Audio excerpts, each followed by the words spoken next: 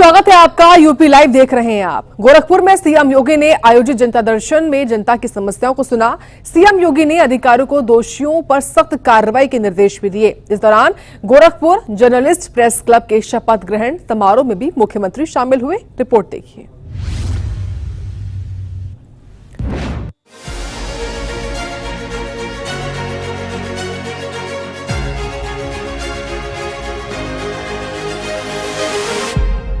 उत्तर प्रदेश के मुख्यमंत्री योगी आदित्यनाथ ने गोरखनाथ मंदिर में जनता दर्शन लगाया। इस दौरान सीएम योगी ने लोगों की समस्याएं सुनी। मुख्यमंत्री योगी ने अधिकारियों को सख्त निर्देश दिए। सीएम योगी ने प्रशासन से कहा कि जनता की परेशानियों को गंभीरता से लें और तुरंत कार्रवाई करें। इसके बाद मुख्यमंत्री गोरखपुर जर्नलिस्ट प्रेस क्लब के शपथ ग्रहण समारोह में शामिल हुए। इस दौरान सीएम योगी ने कहा कि सरकार हर हाल में पत्रकारों के साथ खड़ी है। सीएम योगी ने प्रेस की स्वतंत्रता और निष्पक्षता को लोकतंत्र की मजबूती का आधार बताया। निर्वाचित गोरखपुर जर्नलिस्ट प्रेस क्लब के जो हमारे पदाधिकारी हैं, उन सबको इस बात के लिए आश्वस्त करता हूं कि एक नए डायलॉग को स्थापित करने के लिए मीडिया की इस सकारात्मक भूमिका को आगे बढ़ाने के लिए जिस भी प्रकार के सहयोग की आवश्यकता पड़ेगी, सरकार आपके साथ खड़ी होगी, क्योंकि वह अंततः समाज से जुड़ा हुआ कोई भी कार्य यह सरकार का ही कार्य होता है। यह आवश्यक नहीं कि सरकार के एजेंडे के अनुसार आप चलें, लेकिन हां, जो भी इस प्रकार की पहल होगी जिससे समाज का कल्याण का मार्ग प्रशस्त होता है, उसमें सरकार की पूरी सकारात्मक भूमिका के साथ सहयोग उन सभी संस्थाओं को और उन सभी संगठनों को प्राप्त होगा जो इस भावना के साथ अपने कार्यक्रम को आगे बढ़ा रहे हैं। जन सरोकार से जुड़े हुए मुद्दों जो किन्हीं कारणों से छूट जाते हैं, उनसे जोड़ने का एक प्रयास करता है, तो उस महत्वपूर्ण स्तंभ का नाम है मीडिया।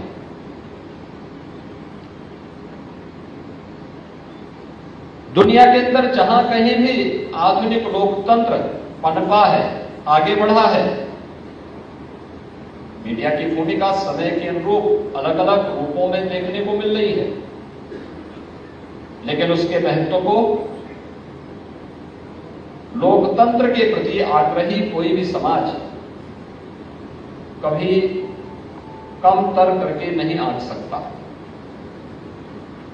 उसकी प्रासंगिकता लोकतंत्र के प्रति जब लोगों के मन में भाव आया होगा, तब से ही किसी न किसी रूप में रही है, और आज के वर्तमान के कालखंड में तो इसकी कल्पना भी नहीं की जा सकती है कि मीडिया के बगैर लोकतंत्र की कल्पना हो।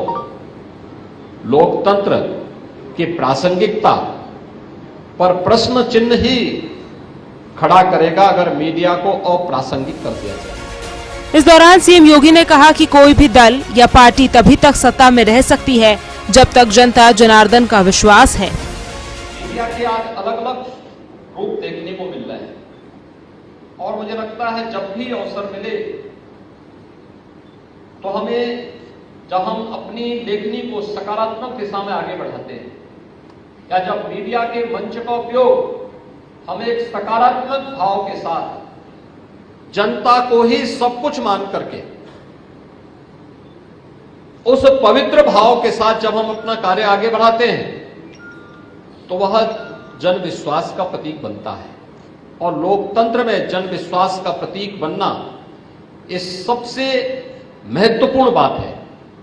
अगर जनता का ही विश्वास नहीं है किसी व्यवस्था पर, और उससे हम ये उम्मीद करें कि वह व्यवस्था लोक कल्याण का माध्यम बनेगी, यह संभव है। जनता का जिस पे स्वयं विश्वास न हो, क्या वह पार्टी या वह दल क्या पुनः सरकार बना सकती है? कभी नहीं बना सकती। गोरखपुर ये केवल एक महानगर नहीं है। गोरखपुर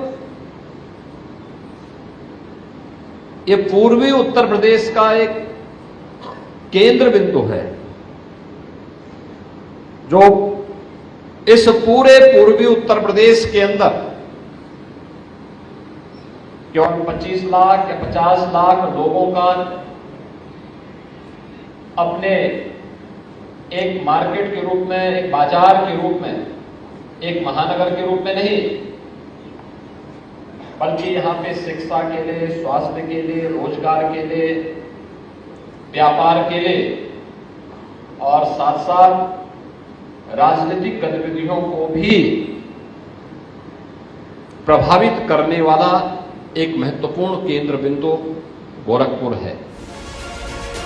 सीएम योगी के गोरखपुर दौरे का मुख्य उद्देश्य जनता की समस्याओं का समाधान और पत्रकारों के साथ संवाद था। उन्होंने प्रशासन को जवाबदेही सुनिश्चित करने के निर्देश दिए और प्रेस की भूमिका को महत्वपूर्ण बताया।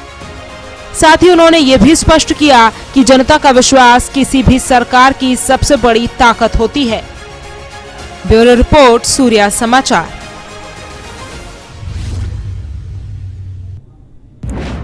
होली के बाद देश भर में रामनवमी की तैयारियां तेज हैं। यूपी डीजीपी प्रशांत कुमार ने अयोध्या का दौरा कर सुरक्षा व्यवस्था का जायजा लिया। रामलला दर्शन के लिए श्रद्धालुओं की भारी भीड़ उमड़ी है। प्रशासन सतर्क है, कड़े सुरक्षा इंतजाम किए गए हैं। अयोध्या में भक्तों का तांता लगा हुआ है। रिपोर्ट देखिए।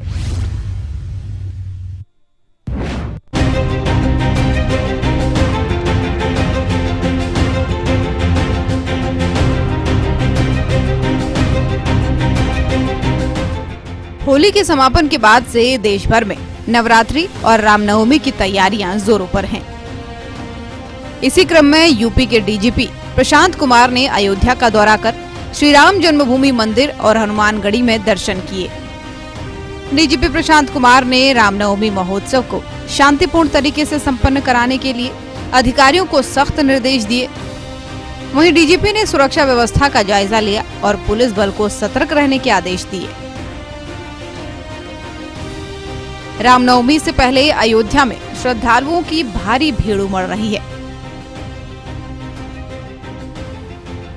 लाखों की संख्या में लोग रोज रामलला के दर्शन और पूजा के लिए मंदिर पहुंच रहे हैं। श्रद्धालुओं के बढ़ते उत्साह को देखते हुए प्रशासन ने सुरक्षा के कड़े इंतजाम किए हैं और तस्वीरों में साफ देखा जा सकता है कि कैसे रामलला के दर्शन के लिए श्रद्धालुओं का तांता लगा हुआ है। रामलला तक पहुंचने के लिए लोगों की लंबी लाइनें लगी हुई हैं, जो दर्शन के लिए अपनी बारी का इंतजार कर रहे हैं। वहीं अयोध्या में चैत्र का महीना बहुत ही खास होता है, क्योंकि इसी महीने के नवमी तिथि को मर्यादा पुरुषोत्तम राम का जन्म हुआ था, जो कि अयोध्या के लिए बड़े ही गर्व का दिन होता है। इस दिन पूरी अयोध्या लोगों से भरी हुई होती है। देश के कोने कोने से लोग यहां आकर इस दिन सरयू नदी में स्नान कर रामलला के दर्शन करते हैं। पुलिस अधिकारियों को ये निर्देश दिए गए हैं कि त्योहार के दौरान किसी भी स्थिति से निपटने के लिए पूरी तैयारी रखें। मंदिर परिसर और आसपास के इलाकों में सुरक्षा बढ़ा दी गई है। रामनवमी के मद्देनजर अयोध्या में सुरक्षा के कड़े इंतजाम किए जा रहे हैं। डीजीपी प्रशांत कुमार के दौरे से साफ है कि प्रशासन पूरी तरह सतर्क है। श्रद्धालुओं की भारी भीड़ उमड़ने की वजह से सुरक्षा व्यवस्था मजबूत की गई है। ब्यूरो रिपोर्ट, सूर्या समाचार।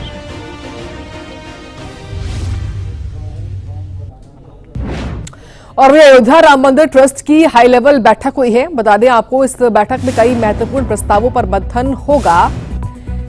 जानकारी है कि राम मंदिर ट्रस्ट की अहम बैठक हुई। श्री राम जन्मभूमि तीर्थ क्षेत्र के पदाधिकारियों की बैठक हुई है। महंत नृत्य गोपाल दास महाराज मणिराम छावनी में बैठक हुई है।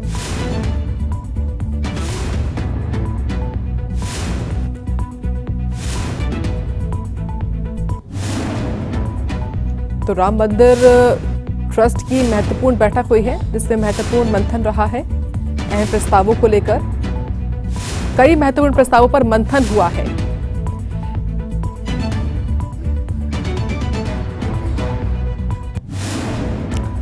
अब खबर अलीगढ़ से है। अलीगढ़ में ई रिक्शा चालक माजिद की गोली मारकर हत्या कर दी गई। हमलावरों ने नजदीक से फायरिंग की, जिससे उसकी मौके पर मौत हो गई। पुलिस ने मामला दर्ज करके 3 टीमें गठित कर दी हैं। परिवार ने न्याय की मांग की है। प्रशासन ने जल्द ही गिरफ्तारी का भरोसा भी दिया है। पूरी खबर रिपोर्ट में देखिए।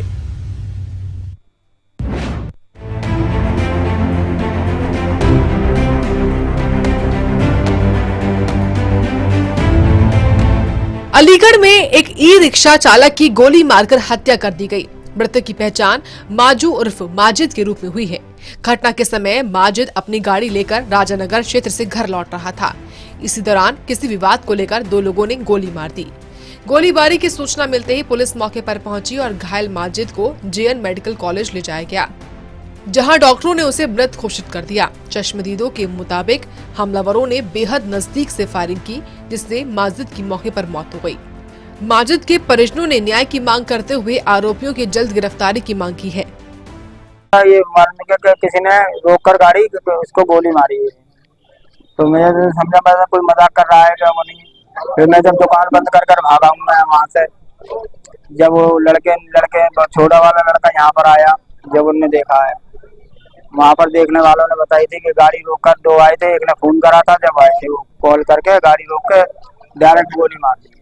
तो किसी से पता नहीं कोई, तो हमें अभी तो फिलहाल कोई लड़ाई वड़ाई भी नहीं हुई है मोहल्ले में या बस्ती में। हुई होती तो चलो हम बता देते कि इससे लड़ाई हुई, पहले की हम कह नहीं सकते, पहले की कोई रंजिश निकाल ली हो किसी ने। पुलिस ने हत्या का मुकदमा दर्ज कर लिया है और आरोपियों की तलाश के लिए 3 टीमें गठित कर दी गई हैं। अधिकारियों ने आश्वासन दिया है कि जल्द ही दोषियों को गिरफ्तार कर सख्त कानूनी कार्रवाई की जाएगी। थाना क्वारसी का एक प्रकरण संज्ञान में है, जिस संबंध में क्षेत्राधिकारी नगर तृतीय द्वारा अवगत कराना है कि थाना क्वारसी क्षेत्र अंतर्गत सायं लगभग 7:30 बजे एक ठेली चालक मज्जू उर्फ माजिद का किसी विवाद को लेकर के 2 व्यक्तियों द्वारा उस पर फायरिंग की गई, जिससे कि जिसकी सूचना मिलते ही तत्काल पुलिस बल मौके पर पहुंचा और उसे उपचार हेतु जेएनएमसी ले जाया गया, जहां पर डॉक्टरों द्वारा उसे मृत घोषित कर दिया गया। मृतक के परिजनों द्वारा दी गई तहरीर के आधार पर अभियोग पंजीकृत किया जा रहा है तथा आरोपियों की गिरफ्तारी हेतु 3 टीमें गठित की गई हैं और शीघ्र ही इसमें गिरफ्तारी सुनिश्चित करते हुए अन्य आवश्यक विधिक कार्रवाई अमल में लाई जाएगी। अलीगढ़ में ई रिक्शा चालक की हत्या से इलाके में सनसनी फैल गई है। पुलिस इस मामले की गंभीरता से जांच कर रही है और आरोपियों की गिरफ्तारी के प्रयास जारी है। परिजनों ने न्याय की मांग की है और प्रशासन ने भरोसा दिलाया है कि दोषियों को जल्द ही गिरफ्तार कर कड़ी सजा दी जाएगी। ब्यूरो रिपोर्ट, सूर्य समाचार। इलाहाबाद हाईकोर्ट के आदेश के बाद संभल में कथित जामा मस्जिद की रंगाई का काम शुरू हो गया है। ये काम एएसआई की निगरानी में हो रहा है, जहां 10 मजदूर इस काम में लगे हुए हैं। रिपोर्ट देखिए।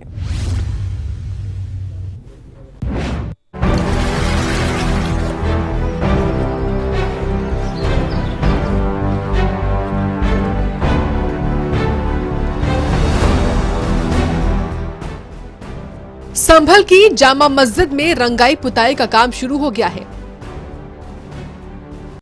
ये काम एएसआई की निगरानी में हो रहा है, जहां 10 मजदूर इस काम में लगे हैं। पहले मस्जिद की बाहरी दीवारों की सफाई की गई, फिर रंगाई का काम शुरू हुआ। संभल में सुरक्षा को देखते हुए मौके पर भारी पुलिस बल तैनात है। संभल के डीएम राजेंद्र पेंसिया ने कहा कि प्रवेश द्वार, निकास द्वार, पीछे की तरफ किसी भी तरह की कोई समस्या नहीं है। एएसआई हाईकोर्ट के निर्देश का कार्यान्वयन कर रही है। माननीय उच्च न्यायालय के निर्देश में आर्कियोलॉजिकल सर्वे ऑफ इंडिया अपना कार्य कर रहा है और हमने जब उनकी बात हुई हमसे तो हमने उनको कहा कि यदि किसी भी प्रकार की कोई भी कभी भी आवश्यकता हो तो हम हमेशा तत्पर हैं। वैसे हमारी फोर्स भी हमेशा तैनात रहती है। जो एंट्री गेट है वहाँ पर भी है, बैक साइड में भी है, एग्जिट गेट के पास भी है, तो सब जगह पे हमारी जो फोर्स है वो तैनात रहती है। तो किसी प्रकार की कोई समस्या नहीं है। माननीय उच्च न्यायालय के जो निर्देश हैं उनकी पालना एएसआई करवा रही है। सर, सफेदी हो रही है पूरी वो एएसआई का एक अपना एक तरह से टेक्निकल एक्सपर्टीज है इसके अंदर, क्योंकि एएसआई को किस तरह से करना है, क्या करना है, कैसा कलर करना है, क्या कॉम्बिनेशन होना, वो सब उनका अपना मैटर है। गौरतलब है कि कुछ दिन पहले ही इलाहाबाद हाईकोर्ट ने मस्जिद की बाहरी दीवारों की रंगाई पुताई की अनुमति दी थी। ये आदेश 12 मार्च को जस्टिस रोहित रंजन ने दिया था। इससे पहले 25 फरवरी को मुस्लिम पक्ष ने हाईकोर्ट में याचिका दायर की थी। इस पर 27 फरवरी को पहली सुनवाई हुई थी। कोर्ट ने कमेटी गठित कर रिपोर्ट मांगी थी, जिसके आधार पर ही कोर्ट ने रंगाई पुताई की अनुमति दी। इस मामले में बीजेपी सांसद दिनेश शर्मा ने संभल जामा मस्जिद के पुताई के काम पर कहा कि हाईकोर्ट का आदेश स्वागत योग्य है और किसी भी धार्मिक स्थल का अपमान करना ना तो केंद्र और ना ही राज्य सरकार की नीति है। नहीं, जो हाईकोर्ट का आदेश वो स्वागत योग्य है और सरकार का, चाहे केंद्र हो चाहे प्रदेश की सरकार हो, किसी भी धर्म स्थल का अपमान करना ये किसी भी प्रकार की नीति ना तो केंद्र की है ना प्रदेश की है। और न्यायालय अगर देता है कि रंगाई पुताई हो तो खूब अच्छी और खूबसूरत रंगाई पुताई, उसमें हर्ज क्या है जब न्यायालय आदेश दे रहा है। हाँ, न्यायालय इसके बाद जो आदेश अगर करता है, कोई भी आदेश करता है, तो सबको मानना चाहिए। हम समझते हैं कि न्यायिक प्रक्रिया निष्पक्ष है और इसको सभी पक्ष को इसका आदर करना चाहिए। संभल की जामा मस्जिद की रंगाई पुताई हाईकोर्ट के आदेश के तहत एएसआई की देखरेख में हो रही है। पुलिस बल की मौजूदगी में ये काम शांतिपूर्ण तरीके से आगे बढ़ रहा है। ब्यूरो रिपोर्ट, सूर्य समाचार।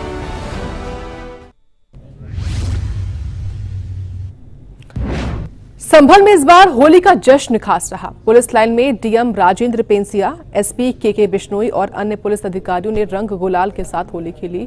समारोह में लोक धुनों पर नृत्य हुआ और होली गीतों पर जश्न मनाया गया। माहौल रंगों और खुशियों से सराबोर रहा।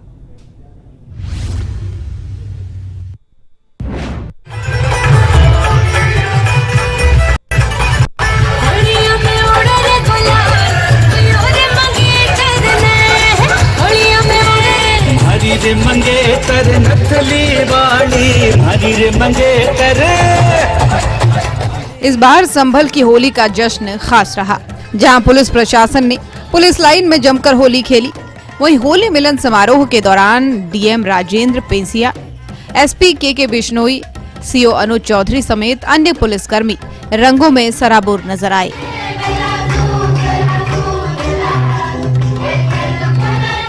पूरे माहौल में खुशियों की रंगीन बौछारें देखने को मिली। शासन के स्पष्ट निर्देश थे कि किसी प्रकार की कोई भी घटना घटित कहीं पर भी नहीं होनी चाहिए और शांतिपूर्वक प्रत्येक त्योहार संपन्न होना चाहिए।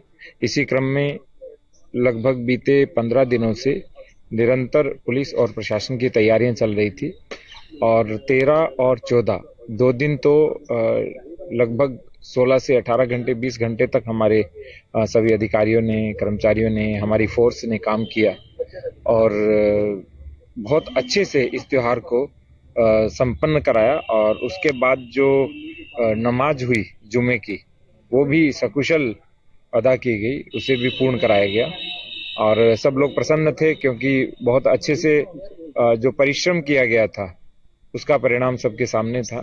तो आज इसी क्रम में धुलंडी के एक दिन छोड़ करके अगले दिन पुलिस लाइन के अंदर जो परंपरागत रूप से हम होली खेलते हैं, जिसमें पानी की होली होती है, रंग गुलाल है और नाच गान की होली होती है।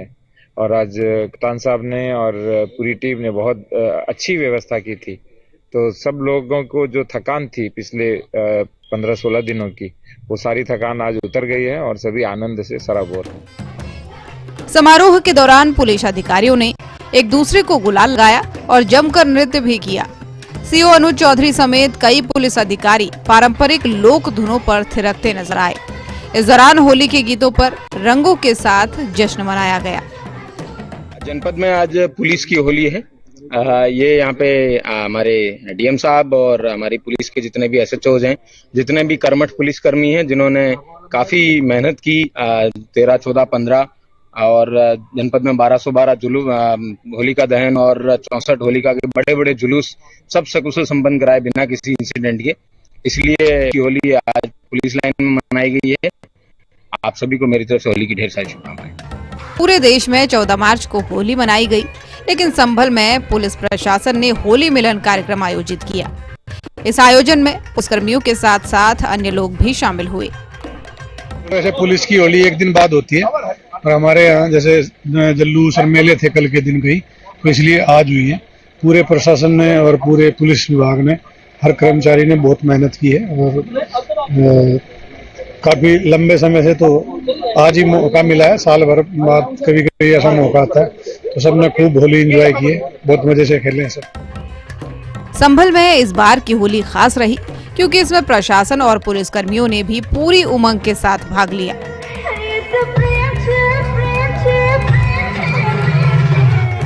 यह आयोजन सामाजिक सौहार्द और खुशियों का संदेश देने वाला रहा। पुलिस अधिकारियों का रंगों में सराबोर होना जनता के साथ उनके बेहतर संबंधों को भी दर्शाता है। ब्यूरो रिपोर्ट, सूर्य समाचार।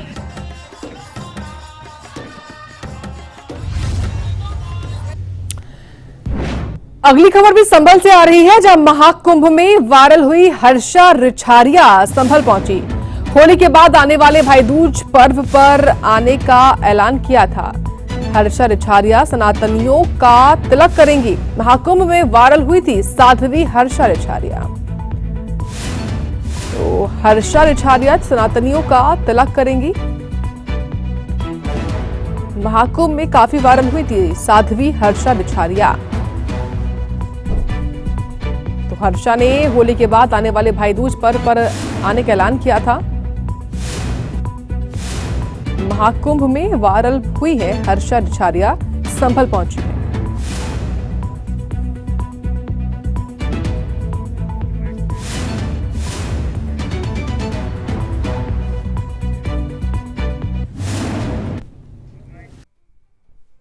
मुझे तो बहुत अच्छी अनुभूति हो रही है इस वक्त, क्योंकि हम लोगों ने आरती भी की है। तो ये कहीं ना कहीं बहुत ही शुभ संकेत है आने वाले कल का। और जिस तरह एक मंदिर खुला है सालों के बाद, उस तरह धीरे धीरे सारे मंदिर भी खुलेंगे और सब में हम आरती भी बहुत सुकून से करेंगे। उत्तर प्रदेश के दो अलग अलग इलाकों नोएडा और हापुड़ में आग लगने की घटना घटी। यहां आग लगने से लाखों का नुकसान हुआ। फायर ब्रिगेड की टीम ने कड़ी मशक्कत की और आग पर काबू पाया।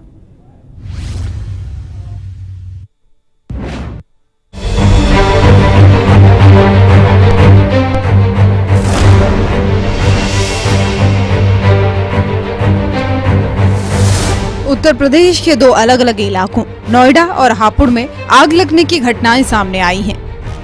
नोएडा के सेक्टर 63 में एक गारमेंट कंपनी में आग लग गई। वहीं सूचना मिलते ही दमकल विभाग की गाड़ियां मौके पर पहुंची और कड़ी मशक्कत के बाद आग पर काबू पा लिया। राहत की बात यह रही कि इस हादसे में कोई हताहत नहीं हुआ। वहीं हापुड़ में एक लकड़ी के गोदाम में भीषण आग लग गई। दमकल की टीम आग बुझाने में जुटी। वहीं हापुड़ के मुख्य अग्निशमन अधिकारी CFO मनु शर्मा ने बताया कि आग बुझाने के लिए JCB की मदद से जलने वाली सामग्री हटाई गई।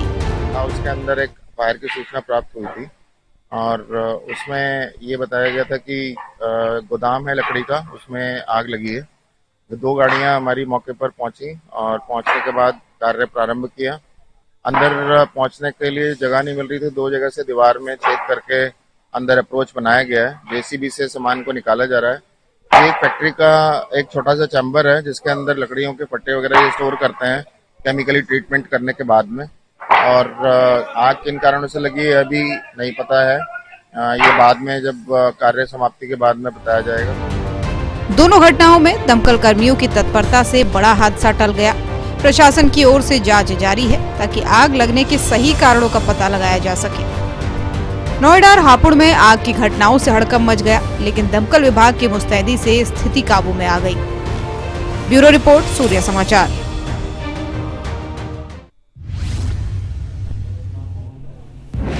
और इसी के साथ यूपी लाइव में इतना ही। आप देखते रहें सूर्य समाचार।